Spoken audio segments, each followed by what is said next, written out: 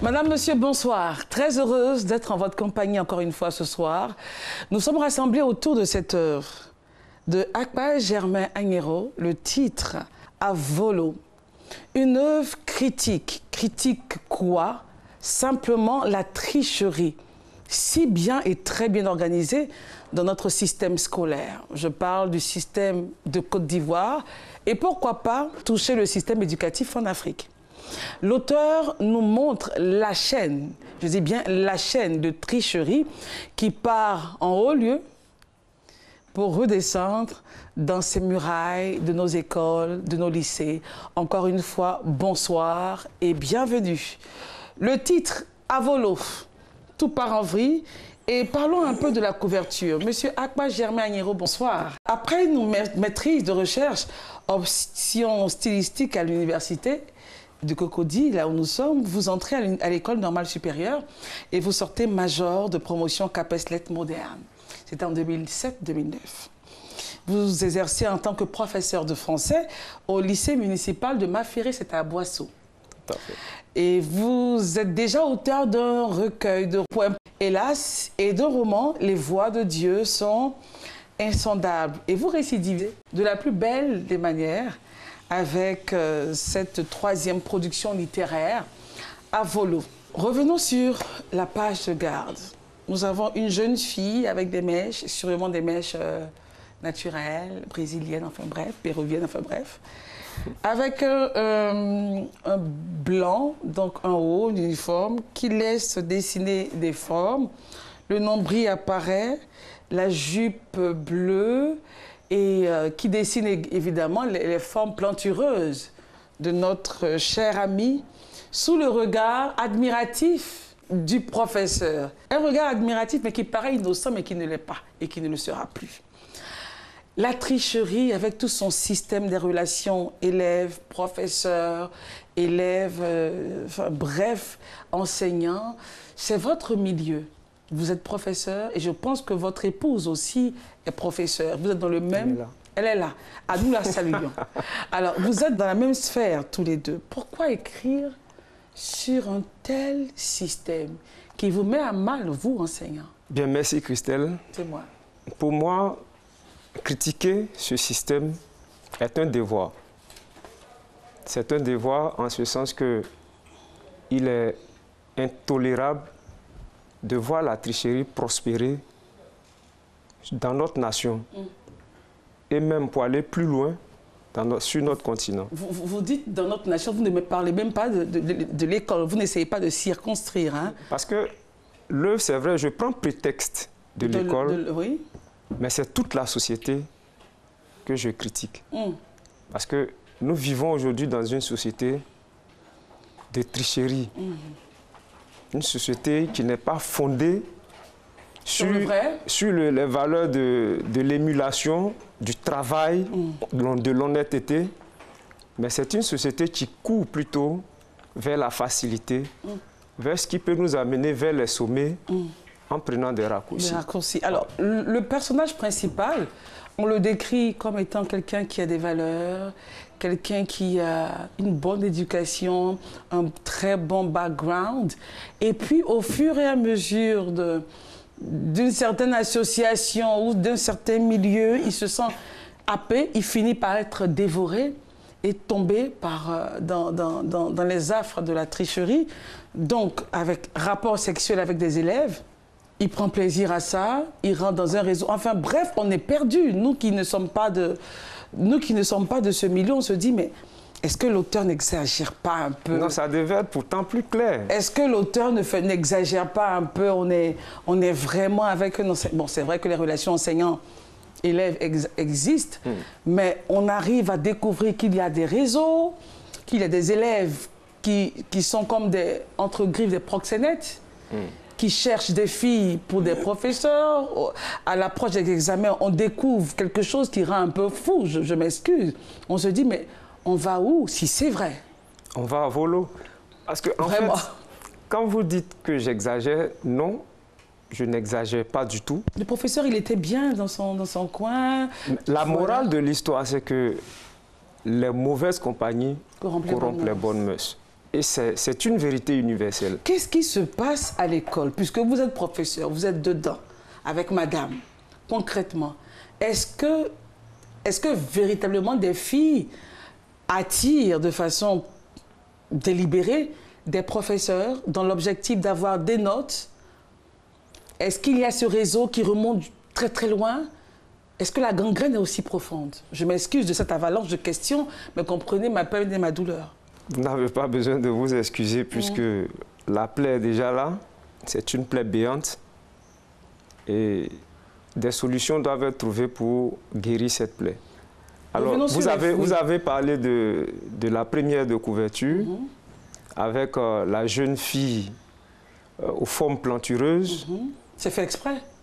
Oui, avec des habits qui dévoilent la forme des seins. Ses charmes. On voit un professeur qui est assis, qui est admiratif. Très admiratif déjà. Alors, on se rend compte qu'il y a une volonté manifeste de séduction. Et une volonté manifeste également d'accepter la séduction. Bon, on n'y est pas encore. Quand une jeune fille, une élève, a pour objectif de séduire son professeur, quel est le but qu'elle poursuit? Séduit-elle le professeur par amour, par vice, par simple désir, ou bien que recherche-t-elle? Est-ce que vous avez posé cette question à des élèves qui... je veux dire, c'est une question rhétorique. C'est une question qui est rhétorique. Nous sommes dans un milieu et chaque milieu a ses réalités. Est-ce que vous avez été, vous, une fois, l'objet de ce genre d'appel? Bon, je n'ai pas été séduit. Si vous voulez, je n'ai pas encore reçu ce genre d'appel. Ce genre d'appel. Mais ça existe. Et l'objectif de la jeune fille en le faisant, c'est d'avoir des notes, de bonnes notes pour aller en classe supérieure, ou bien pour avoir de bonnes notes pour réussir à l'examen qu'elle veut présenter, soit le bac, soit le BPC. Donc, la séduction, je ne vais pas la circonscrire dans un seul camp, parce qu'il y a aussi des enseignants qui s'adonnent au même jeu. Faire des propositions indécentes pour agir positivement sur les notes des élèves. Il y a toujours un objectif. Il y a toujours un objectif qui est d'améliorer le résultat scolaire. Et c'est là qu'intervient la tricherie. Donc on n'a pas le niveau, mais on avance. Tout à fait. Et c'est... Aujourd'hui, l'école ivoirienne est confrontée à ce problème qui est devenu carrément une gangrène. Mais il n'y a pas que ça.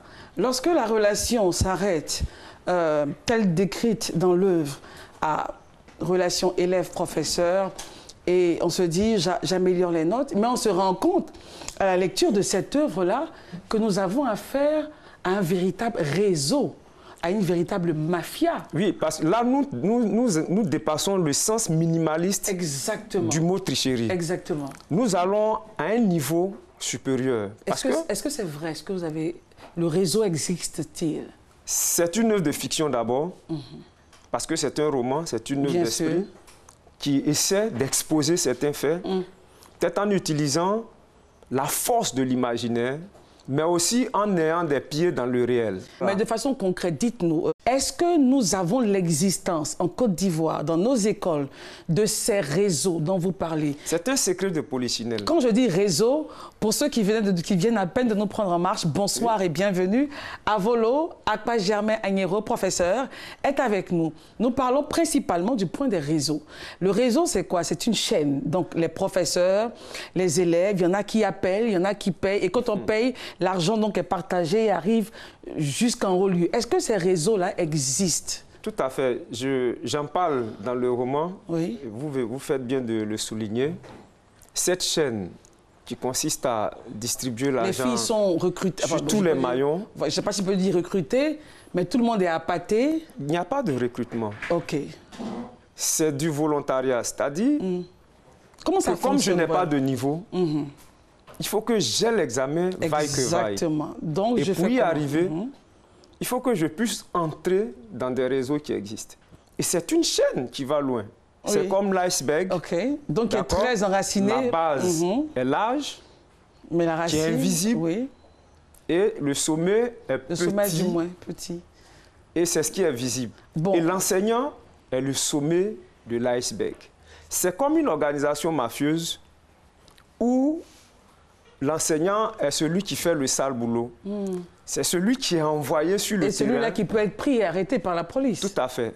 Et quand il est pris, et souvent il est pris, les autres tirent le drap vers eux et ils ne sont pas indexés. Il n'y a que l'enseignant qui est mis sous les projecteurs. Sinon, l'organisation intelligente de la tricherie existe bel et bien. Ça existe. Et ceux qui tirent les ficelles sont des personnalités très importantes. Et vous le décriez dans cette œuvre? Je le décris parce que ce ne sont pas des pratiques qu'il faut encourager. Aujourd'hui, nos élèves, lorsqu'ils quittent le lycée et qu'ils viennent au supérieur, on se rend compte de toutes les carences qu'ils ont. Ils n'ont pas le niveau. Ils n'ont pas le niveau parce qu'ils sont passés entre les mailles du filet. Ils ont triché pour être là. Et les preuves sont palpables. Aujourd'hui, quand on vient à l'université, qu'on voit des productions d'élèves, on se dit, mais comment ces élèves ont-ils fait pour arriver à l'université? Alors, c'est un vaste réseau de tricherie qui est organisé afin de permettre à tous ceux qui n'ont aucun niveau d'avancer dans leurs études. Et on voit bien que dans cette œuvre-là, et on se gardera vraiment de donner les détails de cette trame, mais on voit bien qu'à un moment donné, notre personnage principal se retrouve face à la loi, face à la prison. Et là, des têtes et des grosses têtes tombent. Lorsque l'OS, qui est le personnage principal de cette œuvre, va découvrir cette nébuleuse qui est la tricherie organisée, il va se lancer, lui aussi, dans l'organisation. Puisque c'est rentable. C'est rentable. Donc, dans cette organisation-là, il a été trahi par quelqu'un qui l'avait recruté. Qui était en fait une taupe. C'était une taupe. Et cette personne-là donnait chaque fois leur position pour que les forces de l'ordre viennent arrêter l'OS. Et lorsqu'il a arrêté, il est mis en prison. Et c'est dans la prison qu'il va commencer à réfléchir, à dire ses regrets, à dire aussi ses espoirs. Et à donner des noms. À donner des noms, voilà, des postes surtout, à donner des postes. Et à sa sortie de prison, il va mener des actions pour que ces personnalités puissent être saisies par la loi et écrouées eux aussi en prison. On se demande, à la fin de la lecture de ce livre, on se dit, quel espoir pour l'école ivoirienne? Qu'est-ce qui n'a pas marché? Alors, l'école ivoirienne... À quel moment il y a eu cette rupture? Il n'y a pas eu une rupture brusque. Ça a été tout un processus. Au fur et à mesure que les années passent, on constate qu'il y a de nouvelles mœurs qui s'installent au niveau de l'école. Et qu'est-ce qu'on n'a pas fait pour rattraper? Parce qu'on a vu venir. On a vu venir peut-être, mais rien n'a été fait pour rattraper cela. Au contraire, aujourd'hui, les différents systèmes éducatifs qui sont imposés, je le dirais, qui sont imposés à l'école, sont des fabrications occidentales. Ce sont des monstres. Ce sont des monstres... Où l'élève a le pouvoir. Oui, ce sont des monstres de fabrication occidentale qui sont imposés. Il y a une chose qu'on doit comprendre, c'est qu'on a voulu démocratiser l'école, mais nous l'avons plutôt occidentalisée. Il n'y a aucune démocratie, mais il y a l'occidentalisation à outrance. Vous, professeur, vous avez perdu le pouvoir face aux élèves aujourd'hui. Le professeur n'a plus de pouvoir face à l'élève. L'élève est roi. L'élève est roi. D'accord. On ne doit pas le toucher, on ne doit pas le gronder, on ne doit pas le punir. Il est le roi, un point. Et vous êtes les sujets tristes de ce pouvoir, fort des élèves. Le docteur Jay arrive maintenant, voilà, à Volo. Oui, à Volo. Qui dépeint de façon dramatique. Pittoresque, j'ai envie de dire, très pittoresque. En tout cas, le destin dramatique d'un jeune enseignant. Bon, mais fort heureusement, tout finit bien. Mais avant que cela finisse bien, docteur, allons-y dans, votre regard et votre... Pourquoi le jaune déjà? Le jaune, c'est une couleur qui a été choisie à tout hasard. Non, vous me paraissez tellement méticuleux que le choix de la couleur ne peut pas être... Non, ça a été choisi au hasard. Il n'y a aucune signification particulière. Par contre, c'est l'image qui est sur cette couleur jaune. Non, n'orientez pas mon regard. L'image est assez explicite, je veux m'en tenir à la couleur. Donc, alors déjà, on dirait encore l'école. D'accord? Mais cette fois-ci, c'est l'école vue par un enseignant, donc vue, n'est-ce pas, de l'intérieur. Tout à fait. Est-ce que vous n'avez pas l'impression de tirer un peu trop à boulet rouge sur une ambulance? Non, pas du tout. Ça n'a jamais été notre intention d'ailleurs, puisque nous sommes dans le milieu. Entre l'intention et l'acte? Mais ce que je veux dire, c'est que nous n'exagérons pas, mais nous disons les choses... Est-ce que vous n'êtes même plutôt acerbe?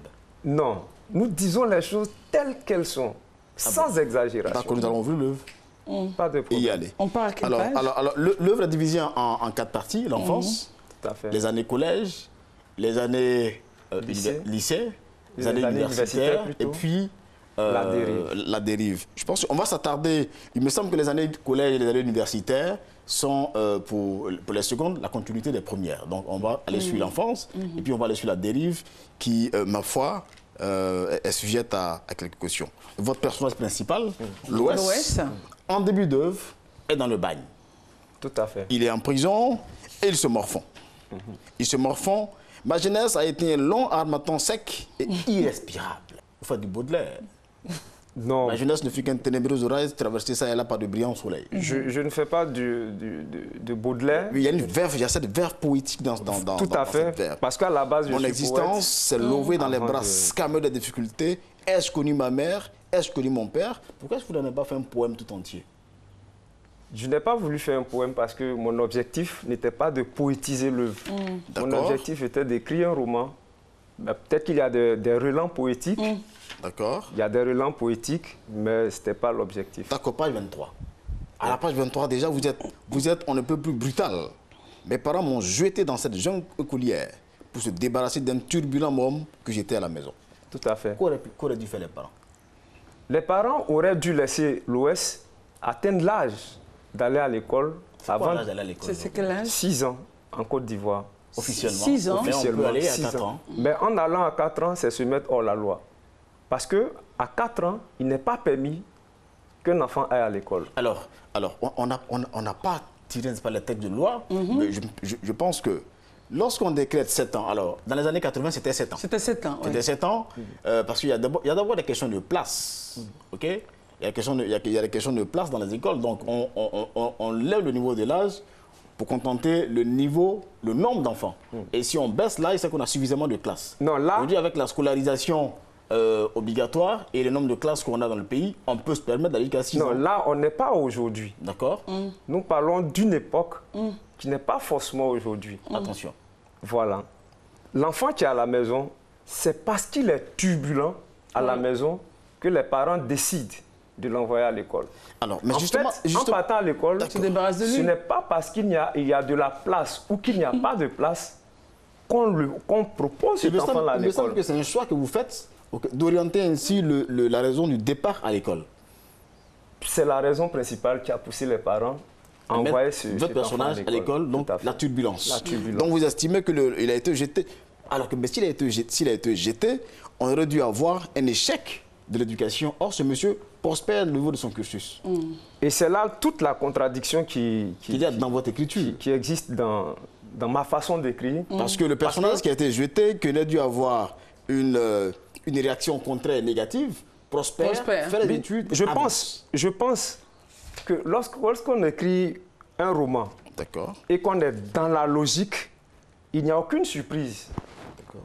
Je pense que le roman ne doit pas être linéaire. On ne doit pas savoir d'avance. Mais il y a quand même une logique, une cohérence des événements. Oui, il y a une cohérence, mais on ne doit pas savoir d'avance ce qu'il adviendra du personnage. C'est ça? Voilà. Donc, l'enfant vous suspense, vous générez le suspense. Tout à fait. D'accord. Donc l'école, c'est déjà une entrée brusque, brutale à la limite, mais à la page 25, vous y allez encore un peu plus fort d'ailleurs. Alors, vous dites que l'école faisait de nous, à notre insu, des personnages formatés pour ensuite conserver dans notre mémoire le triomphe spectaculaire et divin de l'homme blanc qui devrait être, à nos yeux, comme le nec plus ultra dans l'œuvre de création de l'être suprême. Alors, deux questions. Oui. À quelle époque vous situez-vous? Nous sommes dans un imparfait qui est sujet à caution. Je me situe dans un espace atemporel. Attention. Voilà, je me situe dans un espace. Est-ce que vous ne brassez pas trop large un espace? L'œuvre romanesque peut quand même choisir une option de discours qui s'ancre dans un espace bien précis. Ça, c'est la tradition. Je ne veux pas être dans la tradition. D'accord. Voilà, parce que demeurer dans la tradition, c'est stagner. Est-ce que vous êtes devenu... Il faudrait que... J'ai envie de sortir, oui, pour jeter un regard entre socio-critique, etc. Oui. Êtes-vous devenu un contemplateur suprême, bien de la suprématie de l'homme blanc? Au contraire. D'accord. Au contraire, je ne suis pas du tout un contemplateur. Au contraire, je suis très critique à l'endroit de l'homme blanc. Donc, la pensée du narrateur est battue en brèche parce que elle est donc plus absolue. Non, ici, le narrateur est en train de dire qu'en réalité, l'école a été le plus puissant instrument qui a permis à l'homme blanc d'étaler sa suprématie. N'est-ce pas le même puissant instrument qui permettra à l'homme noir d'en sortir? L'homme noir... Le nègre, selon vos propos. Nous ne sommes sortis, n'est-ce pas, de l'engrenage dans lequel nous ne sommes pas sortis de l'engrenage. Mais comment est-ce qu'on en sort si on n'a pas l'école? Si on n'a pas l'école, le noir a une école. Attention. On n'a pas besoin de l'école de l'Occident. Est-ce que vous voulez affirmer notre identité? Revenons au livre. Est-ce que vous êtes en train de nous dire... Bon, on va revenir au livre. Alors, une question. Est-ce que vous êtes en train de nous dire que nous allons vivre en autarcie? Non, personne ne peut vivre en autarcie. Dans ce monde, n'est-ce pas, de relations, dans ce monde intermédiaire, dans ce monde de la personne ne peut vivre en autarcie. Mais observez un peu le monde. D'accord. Quel est le peuple qui a adopté ne serait-ce qu'une seule valeur culturelle africaine pour évoluer dans son histoire? Non, attention. Les débuts des civilisations sont des débuts africains et que cette civilisation a irradié un peu partout dans le monde. Okay? La proximité qu'on trouve entre les populations africaines et les populations occidentales existe. Elle a été prouvée par Cheikh Anta Diop dans ses travaux. Alors, il va s'expliquer, oui. Il y a d'autres critiques qui disent que Cheikh Anta Diop ne dit pas vrai. Non. Donc on ne peut pas, je pense, on ne peut pas utiliser la pensée d'un seul individu. Non, pas la pensée, mais l'œuvre. Enfin, l'œuvre, les recherches d'un seul individu pour en faire une véritable politique. Il n'a jamais été mis à défaut jusqu'à présent. Moi, j'ai lu des revues sur les recherches de Cheikh Anta Diop. Ces recherches ont été battues en brèche. Victime, je suis victime, maître Atto. Et il nous reste une minute, docteur. Est-ce que votre personnage n'est pas en train de fuir ses responsabilités? On sent qu'il y a une fuite de responsabilité. Est-ce qu'il ne rejette pas tout sur l'école? Il a fait grandir, qu'il lui a donné un travail. Effectivement, on a l'impression que c'est ce qu'il fait. Est-ce que la dérive n'est pas un choix personnel? Ce n'est pas un choix personnel. Est-ce qu'elle est souhaitée par l'école? Non. Est-ce qu'il aurait pu dire non à la demoiselle qui vient vers lui? Si, il avait le choix. Est-ce qu'il dit oui? Il dit oui, parce que lorsqu'on met une tomate, une tomate pourrie dans un sac, ça contamine les autres. C'est également votre milieu. Certes, vous êtes dans le milieu universitaire, mais vous êtes au fait de tout ce que l'auteur a raconté. Oui, alors j'ai commencé d'abord au lycée et au collège, de toute façon, avant d'arriver dans l'université. Et je pense, pour ma part, que ce sont des choix que l'on fait. Il y a des choix forts à faire parce que, contrairement à ce que beaucoup disent, les tentations que nous vivons dans le milieu scolaire ont lieu dans le milieu administratif, ont lieu dans tous les milieux. Donc il ne faut pas jeter une loupe un peu exacerbée sur le seul milieu scolaire. Dans tous les milieux où il y a des hommes, des femmes, des jeunes filles, etc., il y a ce genre de tout passe-passe. Sauf que la question de l'école se pose parce que les gens sont encore à l'âge d'adolescence. Et qu'on estime que c'est de l'admiration qu'ils ont pour des personnes un peu plus âgées, des modèles, et que cette admiration est mal perçue et vécue par ces personnes qui les transforment en des débuts d'amour chagrin. Voici donc un positionnement. C'est bien dit. Pour le reste, oui, parce que ça débouche toujours sur quelque chose qui va très bien. Pour le reste, c'est une œuvre qui a été écrite. Et c'est le premier roman de l'auteur, deuxième roman de l'auteur, où on retrouve la qualité d'écriture. Exactement. Pour ce qui est des points de vue que je trouve un peu trop d'absolu, chacun a son mot à dire. Et à son école également. À son école, mais il y a de la poésie, il y a de l'écriture, et puis il y a même des essais de description. Maintenant, l'auteur gagnerait à tenter un autre essai a fait un autre essai de roman pour roder sa technique et puis s'ouvrir à des horizons plus larges j'avoue le dire, en pondérant un peu certaines analyses qui me semblent aller vers les extrêmes de la pensée.